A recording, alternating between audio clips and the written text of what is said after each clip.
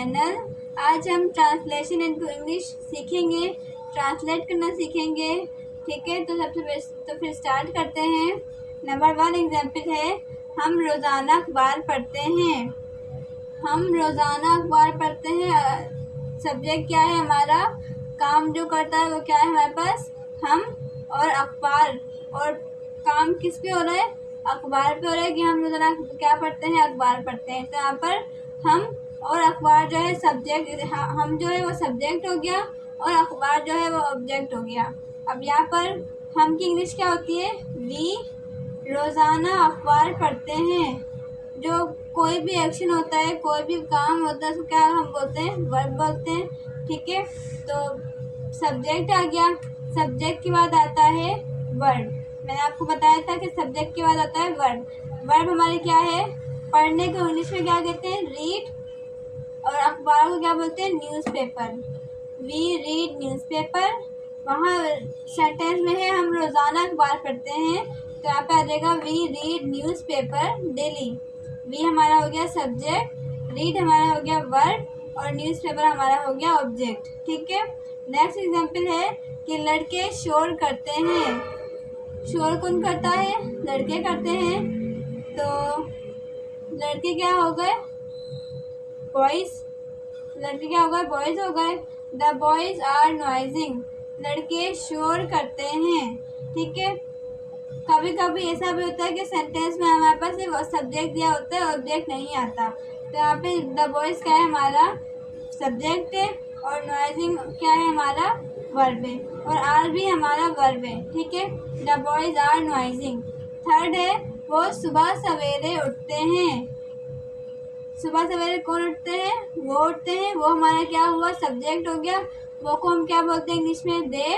और सुबह सवेरे उठते हैं, कब उठते हैं, सुबह सवेरे उठते हैं। तो सुबह सवेरे की इंग्लिश क्या होगी, अर्ली इन द मॉर्निंग। और उठना, उठना क्या है हमारे पास, काम है कि हम उठते हैं। तो उठने को हम क्या बोलते हैं इंग्लिश में, वेकअप। तो पहले आ जाएगा सब्जेक्ट दे, फिर वर्ब आ जाएगा वेकअप, फिर ऑब्जेक्ट आ जाएगा कि अर्ली इन द मॉर्निंग। ठीक है, सेकंड एग्जाम्पल है, तुम झूठ बोलते हो। यू स्पीक अ लाई। तुम झूठ कौन बोलता है, तुम बोलते हो। तुम हमारा क्या हो गया, सब्जेक्ट हो गया, और तुम की इंग्लिश क्या होती है, यू। ठीक है, बोलना क्या होता है, हमारा काम होता है।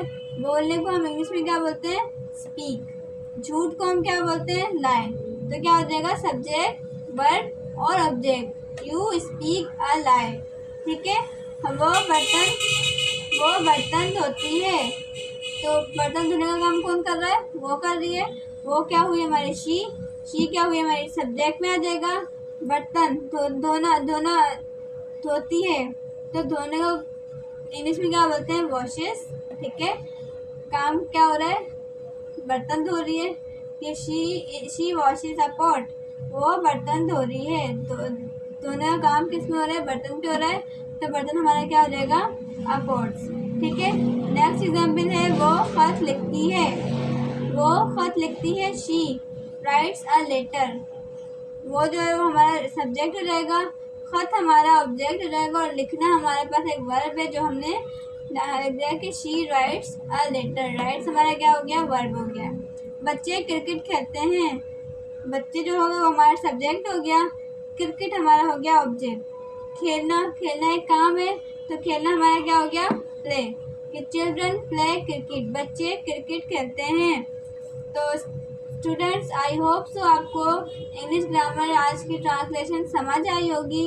अगर वीडियो समझ आए तो लाइक शेयर और सब्सक्राइब लाजमी कर दिएगा। Thank you so much. अल्लाह हाफिज़।